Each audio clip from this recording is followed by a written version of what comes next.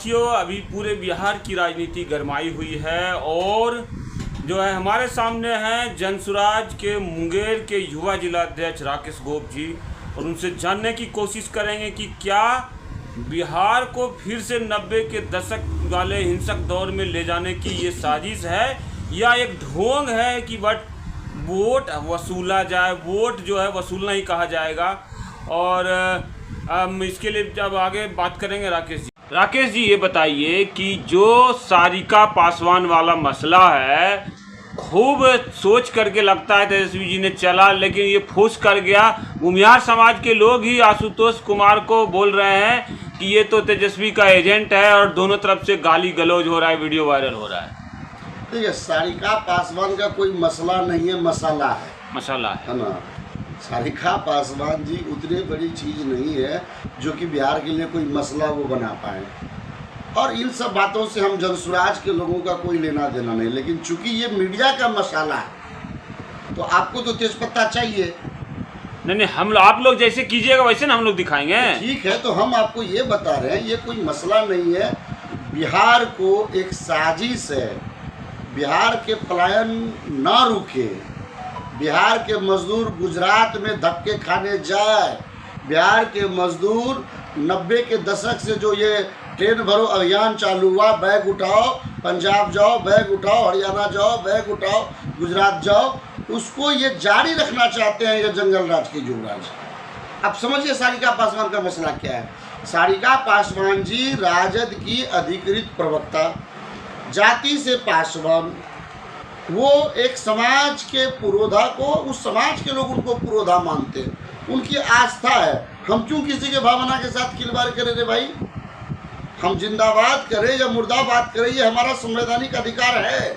इस देश में गांधी का भी मुर्दाबाद होता है, इस देश में गांधी को भी गोली खानी पड़ी, तो ये कोई विषय नहीं है। विषय ये है कि हमारा जो लोकतांत्रिक अधिकार है, लेकिन हम जब एक पार्टी के प्रवक्ता होते हैं तो हमारी ये जवाबदेही है कि हम अपनी बातों से किसी समाज की भावना को ठेस नहीं पहुंचाएं। हम ऐसी कोई बात नहीं करें जिससे जातीय विद्वेष बिहार में फैले। अब सारिका पासवान जी ने क्या किया? परमेश्वर मुखिया जी का मुर्दाबाद किया, उसे वो अपना लोकतांत्रिक अधिकार बता रही है।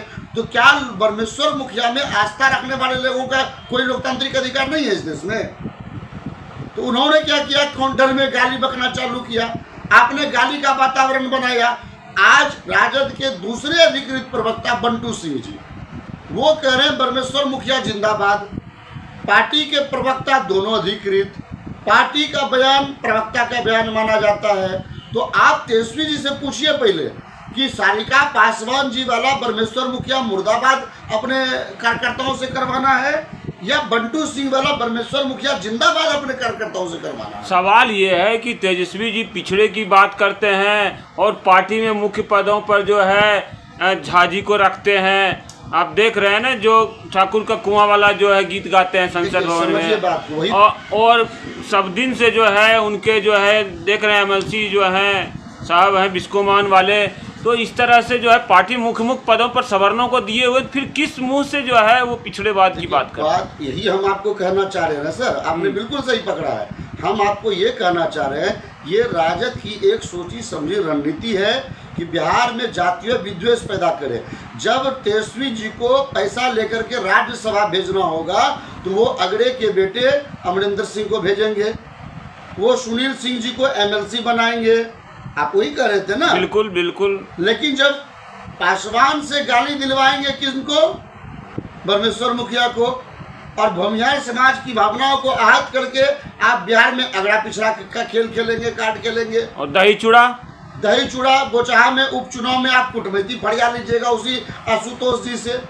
तो आशुतोष जी तो मोहरा और खिलौना है आपके, वो आपके एजेंट के तौर पर काम कर रहे हैं। आशुतोष जी के पूरे प्रकरण में सर, इस पूरे प्रकरण में यादव समाज के आप नेता भी बनते हैं। गाली देने वाला यादव, गाली सुनने वाला यादव, गाली बकने वाली पासवान, गाली सुन रहा है यादव।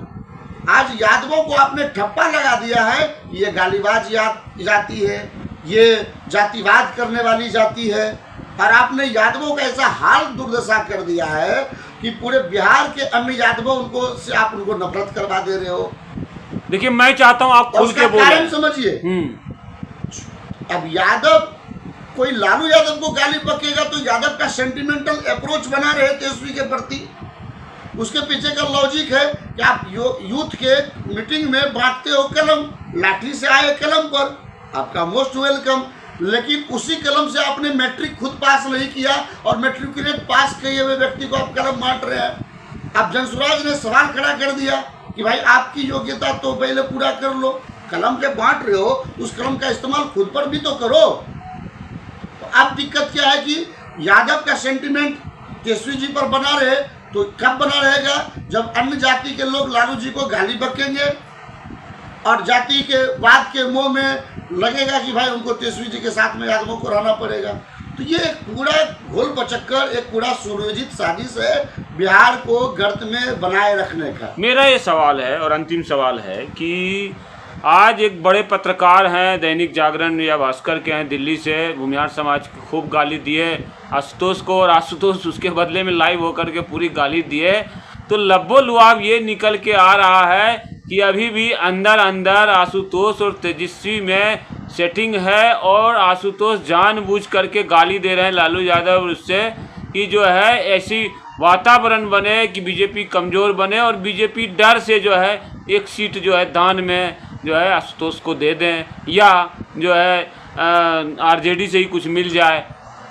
बोचहा के उपचुनाव में जो आप आरोप या जो संभावना व्यक्त कर रहे हैं, बोचहा के उपचुनाव में यादव जी का दही अब बाभन का चूड़ा का नारा हमने थोड़े दिया था, ये यही आशुतोष जी और तेजस्वी जी मिल के दिए थे ना बापू सभागार में, और अमर पासवान जी को ही जितवा लिए चुनाव। तो अब क्या हो गया, चूड़ा खराब हो गया कि दही खट्टा हो गया? तो ये दही वाले से पूछिए और चूड़ा वाले से पूछिए। हम तो पलायन वाले हैं, हम तो बिहार के बेरोजगारी पर बात करने वाले लोग हैं। और आपके सवाल से सर बिहार के बेरोजगार युवाओं को क्या दिशा मिलने जा रहा है? आपके सवाल से तेजस्वी जी के ये दही और चूड़ा करने से बिहार के बच्चों के शिक्षा की क्या गुणवत्ता? अरे भाई साहब, तो हम तो तेजस्वी जी से ही सवाल पूछेंगे, आप लोग एक्सपोज कीजिए। आप लोग मुद्दा उठा रहे हैं डेवलपमेंट का, यहाँ परमेश्वर मुखिया और साया साड़ी पे आ रहा है। तो आप ये तेजस्वी जी को संज्ञान में लेना चाहिए कि हमारी प्रवक्ता जो बयान दे तो उनको किसी समाज की भावनाओं को आहत करने का नैतिक अधिकार नहीं हो। ये तो उनका ये सवाल है। क्या लगता है बिहार के जो मतदाता है वो जाति में फंस के जो है इतने बेवकूफ़ हैं आज भी कि 35 साल भोग लिए और भोगेंगे? बिहार के मतदाता, अगर आप एक रिसर्च करेंगे, प्रशांत जी ने कल भी ANI के इंटरव्यू में कहा है कि बिहार में एक हवा बना दिया गया है कि बिहार के मतदाता जाति के ही आधार पर वोट करते हैं, जबकि ऐसा नहीं है। बिहार के मतदाता के पास अगर नैरेटिव हो, अगर उनके पास वोट करने का कोई मुद्दा, वाजिब मुद्दा हो, तो अपने मुद्दे पर वोट करते हैं। अब चूंकि कोई मुद्दा बनाने नहीं दीजिएगा पॉलिटिकल पार्टी के लोग, अब उनको वही गाली गलौज, अगड़ा पिछड़ा, हिंदू मुस्लिम, तो मतदाता के पास भी वही विकल्प है। हमने एक एजेंडा सेट किया है पूरे बिहार में। आज जो तेजस्वी जी अगड़ा पिछड़ा का कार्ड खेल रहे हैं, उसी तेजस्वी जी के मुंह से हमने पलायन पर भी आवाज़ निकलवाना चालू करवा दिया है। आज जो प्रधानमंत्री जी गुजरात में फैक्ट्री की बात करते हैं और बिहार में 5 किलो अनाज की बात करते हैं, अब उनको भी मैंने पलायन पर आवाज़ निकलवा दिया। आप देख लो सम्राट चौधरी जी का बयान, आप देख लो विजय सिन्हा जी का बयान। तो अब हम बिहार में राजनीतिक एजेंडा सेट कर रहे हैं और आप आने वाला समय देखिएगा, बिहार के लोग जागरूक हो गए हैं। अब ये 5 किलो अनाज पर नली गली के चक्कर में, हिंदू मुसलमान के चक्कर में, यादव मुसलमान के चक्कर में, यादव भूमिहार के चक्कर में, ब्राह्मण दलित के चक्कर में नहीं जाने जा रहा है। बिहार का बच्चा चाहे दलित का हो या ब्राह्मण का हो, यादव का हो या राजपूत का हो, भूमिहार का हो या माझी समाज का हो, हर एक बच्चे को उसके कैरियर को आगे बढ़ाने के लिए बिहार में ही व्यवस्था चाहिए। बहुत बहुत धन्यवाद आपके, और आपके जनसुराज को भी कम से कम जो है मुद्दे तो उठाना हो सकता है, आपको वोट मिले ना मिले, सीटें मिले ना मिले, लेकिन ऐसे मुद्दे उठाने के लिए जनता तो खैर हम लोग तो धन्यवाद करेंगे, जनता भी शायद कुछ न कुछ आप लोगों के लिए कर ही जाएगी। तब तक के लिए दोस्तों धन्यवाद।